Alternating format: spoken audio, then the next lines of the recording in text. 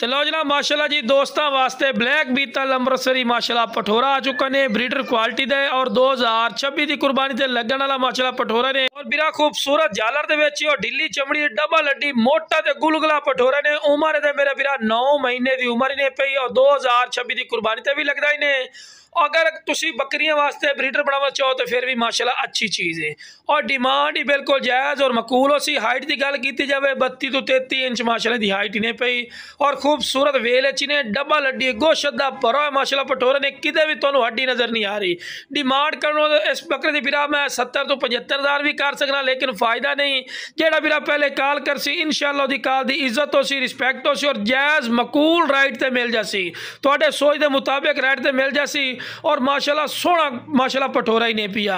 बाकी कोई मेरे को आना चाहे तो लोकेशन लुडन शहर जिला व्याड़ी है लुडन मेन अड्डे ते यूबीएल बैंक और पीएसओ पंप के सामने इतने आके भी जानवर ले जा सकते हैं। बाकी कार्गो की सहूलत की गल की जाए तो आल पाकिस्तान माशाल्लाह मौजूद है।